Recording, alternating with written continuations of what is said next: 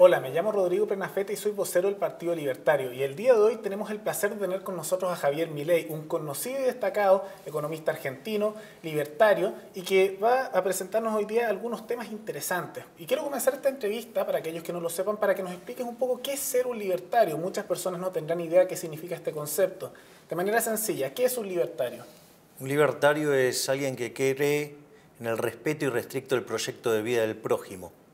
Por lo tanto, se caracteriza por la no agresión y de ir por sus sueños, por sus propias fuerzas.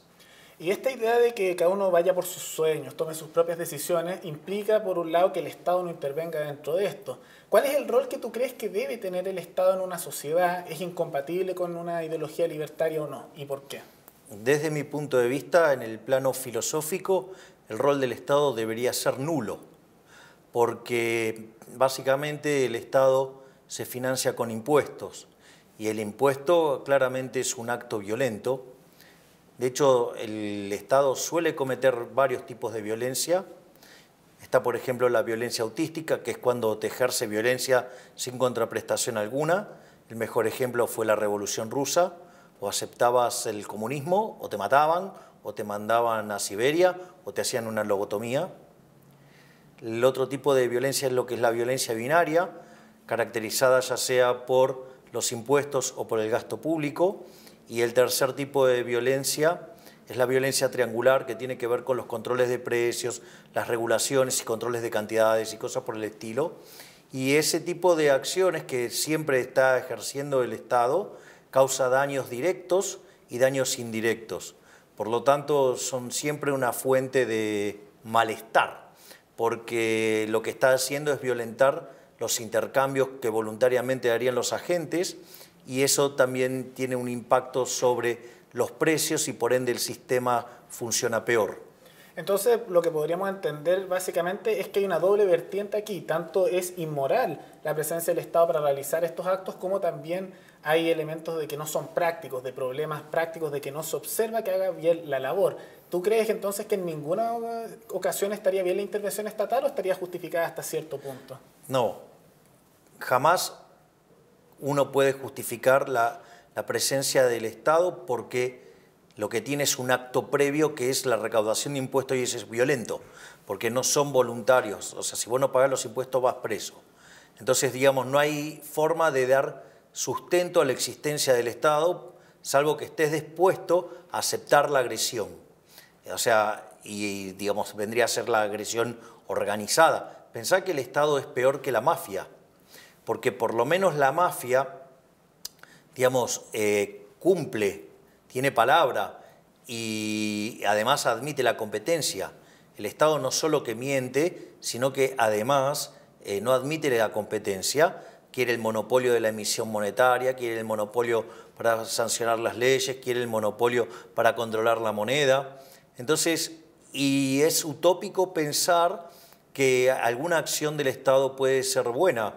En realidad nunca lo es, y esto el que era más claro era Milton Friedman, cuando decía que había 4 formas de gastar, que vos podés gastar tu dinero en vos mismo o en otros, o el dinero de otros en vos mismo o en otros. Entonces, cuando vos gastás tu dinero en vos mismo, vos lo que hacés es maximizar el beneficio, porque vos sabés cuánto te costó ganarlo y sabés muy bien en qué lo querés gastar. Ahora, por ejemplo, cuando vos vas a gastar tu dinero en otros, que es, por ejemplo, cuando haces un regalo, tratás de quedar bien con lo menos posible, o sea, minimizás el costo, y cuando vos vas a gastar la plata de otros en vos mismos, derrochás.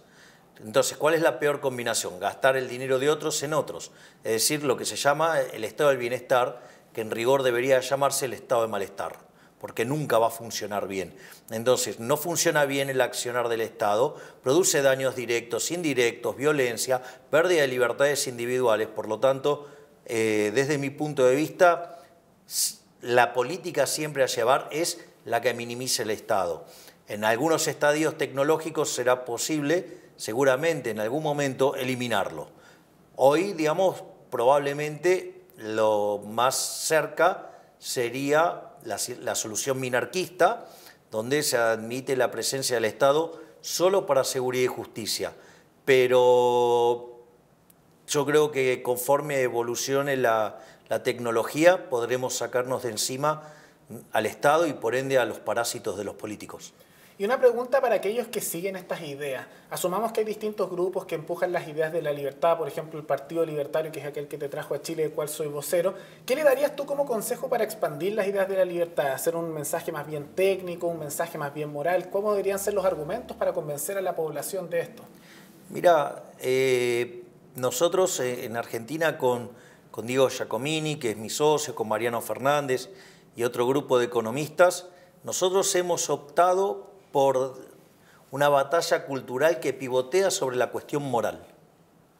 Es decir, nosotros, todas nuestras argumentaciones parten de una base moral. Nosotros estamos convencidos que la moral es lo que determina el formato de las instituciones. Entonces, si vos tenés malos valores en la sociedad, vas a tener malas instituciones y esa economía se va a hundir. Pero ver, digamos, las consecuencias de malos valores. Entonces, en ese sentido, desde mi punto de vista, vos ahí atacás varios frentes al mismo tiempo, porque, es decir, por ejemplo, vienen con el cuento de la desigualdad y te hablan de la redistribución del ingreso. Entonces, yo te digo, Rodrigo, ¿vos estás a favor del robo? Por supuesto que no. ¿Vos estás a favor en tratar de modo desigual frente a la ley a la gente? Bueno, pero escúchame, mirá que la redistribución del ingreso, al hacerse con impuestos, es un robo e implica además tratar de modo desigual frente a la ley y a la gente, porque a uno le estás sacando para darle a otro, estás castigando a uno para premiar a otro, y eso lo estás decidiendo vos desde la poltrona. Entonces digo, ¿quién te crees que sos vos para, digamos, determinar quiénes son los ganadores y perdedores de la economía? ¿Acaso vos te crees Dios? Entonces vos podés hacer ese planteo y es muy difícil que te lo puedan rebatir, porque vos partís desde los valores morales. Digo, después, o sea, entonces ya sabés que la redistribución del ingreso, la justicia social es injusta y que es algo inmoral. Y una vez que vos, todo el mundo le queda claro la inmoralidad, después podés pasar tranquilamente a cuáles serían las consecuencias económicas de algo así. ¿Por qué? Porque vos estarías perjudicando a un grupo, supuestamente, suponete los impuestos progresivos. Entonces, de hecho, fíjate, entonces vos le podrías preguntar, ¿usted está a favor de la movilidad social ascendente? Y te va a decir, sí, claro. Ahora, ¿sabés que si vos aplicaras a la perfección el impuesto progresivo, nadie se podría mover, porque en cuanto vos te desvías un poquito el promedio, te lo sacan. Por lo tanto, la estructura quedaría fija. Nadie tendría capacidad para progresar. Pero no solo eso, te dice, no, bueno, pero es para favorecer a los más necesitados. Ah, bueno, pero mirá, ¿sabés que la inversión la hacen los que más tienen? Y ellos son los que acumulan capital, y al acumular capital, eso incrementa la productividad del factor trabajo, y eso implica mayores salarios reales.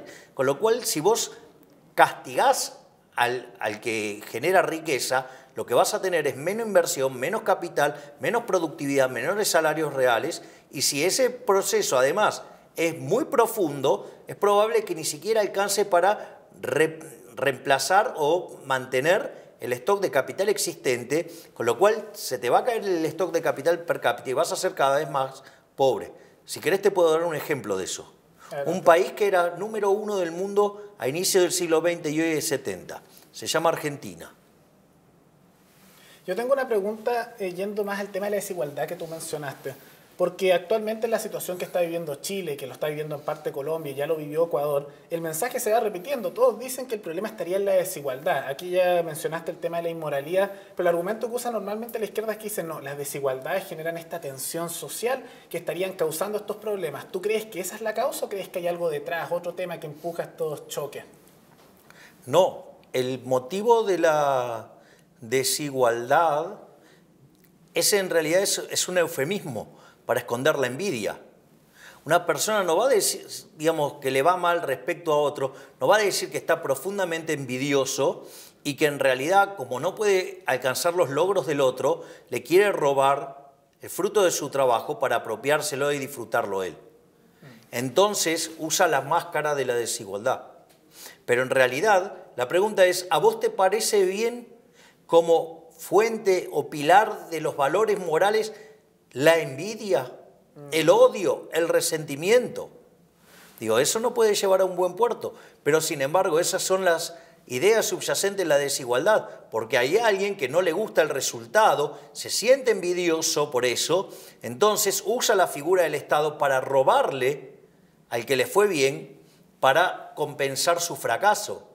Y como el socialismo, digamos, lo que hace es trabajar sobre la idea de que vos no sos un fracasado, sino que te va mal por culpa de instituciones nefastas asociadas al capitalismo, tu problema no eres tú, el problema es el maldito sistema. Y en realidad lo que vos estás haciendo con eso es dar lugar a un conjunto de valores que conducen a la decadencia. De vuelta, el mejor ejemplo de ello es Argentina. Y yo te pregunto por qué crees que esto es tan generalizado, este mensaje. ¿Es porque es algo más fácil de aceptar que tal vez uno tiene problemas personales y no ha surgido culpar a otro? ¿O crees que tal vez tiene un rol la educación estatal en todo este pensamiento generalizado entre la población? Los dos argumentos son ciertos. Por un lado es cierto que a la gente le resulta más fácil culpar a otro de su fracaso que culparse a sí mismo, y bajo la lógica del capitalismo, como gracias a Dios somos todos diferentes, con distintas capacidades y con distinta capacidad de esfuerzo y voluntad de esfuerzo, evidentemente eso conduce a resultados diferentes. Es parte del propio proceso. Ahora, la pregunta es, ¿cuál es el problema si esa persona que ganó tanto dinero, que solo pudo lograrlo sirviendo al prójimo con bienes de mejor calidad o mejor precio, lo ganó honestamente? ¿Cuál es el problema? A eso es lo que me parece que la cosa pasa por ahí. Y entonces, ¿qué es lo que pasa? El capitalismo lo que hace es exponerte. Y como en realidad, cuando vos corres una carrera, ¿cuántos ganan? Uno, lo ganan los 10 que participan, por decirlo de alguna manera. Entonces, evidentemente el sistema hace que haya 9 que estén envidiosos. Entonces, si aparece una idea donde dice, no, bueno, pero acá la cuestión es que en realidad esto es un sistema injusto, en realidad ustedes 9 son mejores que el que ganó, pero es culpa del sistema. ¿Ok? Digo, ¿me entendés? O sea, ahí tenés un punto. Y el otro punto, eso se alimenta desde la educación. Es decir, la existencia del Estado en la educación lo que hace es que vos formes gente adoctrinados en la religión del Estado. Sí, con respecto al tema de la educación, yo he visto un poco que en Argentina llevan décadas con adoctrinamiento peronista. Recuerdo haber visto, por ejemplo, estos cuadernos para niños chicos con cantos a Perón y temas del socialismo. Y en Chile se replica eso un poco porque hay numerosos casos de profesores que también hacen adoctrinamiento. Este adoctrinamiento a los menores de edad y que eventualmente crecen, ¿cómo crees que se puede contrarrestar de buena manera? Porque es distinto una persona que tal vez es media ambigua ideológicamente a alguien que ha sido adoctrinado por años de su vida. Bueno, en principio, cuidado porque hay una violentación del principio de no agresión. Digo, porque vos estás lavándole el cerebro a un chico. Entonces, digo, no sé, digo, si la respuesta es, digo, a ver, ¿qué pasa si vos está tu hijo acá y hay un grandulón reventándolo a golpes? Hay que responder a eso. Ah, bueno, ok. Entonces, digamos, yo no estoy diciendo, no estoy proponiendo la violencia como solución. Lo que digo es que la solución es violenta y que puede que con la solución políticamente correcta no te resulte. Yeah. ¿Ok? Sobre todo, intentar ser políticamente correcto con los políticos es algo que me parece que no funciona porque ellos tienen el monopolio de la violencia. Entonces, nosotros lo que tratamos de hacer es hacer una batalla cultural y explicar los daños que nos están causando. A veces funciona, a veces no funciona, a veces la gente lo asimila, a veces no. Y por eso es un trabajo más bien progresivo que toma años para ver que algunas personas lo captan y otros no. Esto me lleva a la pregunta de ¿cuándo crees que esto ya empieza a germinar y generar resultados de manera sustancial en nuestras sociedades latinoamericanas? Es más bien sabido que en Latinoamérica hay unas tendencias bastante estatistas y este mensaje que has hecho tú, al igual que otros libertarios, está llegando a muchas personas, pero tú, ¿cómo crees que es el nivel de avance de las nuevas generaciones con estas ideas? ¿Está recién comenzando? ¿Va a tomar algunos años? ¿Cuándo crees que se vean resultados más sistemáticos? Yo creo que hay que mirar lo que pasa en muchos procesos de la naturaleza, digamos, que llevan trayectorias exponenciales. donde en un inicio vos creés que se avanza lento y de repente la función adopta aceleración y se acelera, que es el comportamiento de una función exponencial. Por lo tanto, hay que tener paciencia, en algún momento se genera un punto de quiebre y es cuando empieza a acelerar. Obviamente, cuanto mejor o cuanto antes eso pase va a ser mejor, pero esas cosas no las podés precipitar de modo forzado porque puede que termines abortando un buen proceso. Bueno, perfecto. Gracias por la entrevista, Javier Milei. Se agradece mucho tu presencia, especialmente en Chile en estos momentos difíciles. Para aquellos que no lo sepan, este es Javier Milei, un conocido economista argentino. Le agradezco mucho por venir y fue traído por el Partido Libertario de Chile. Muchas gracias, Javier. Muchísimas gracias.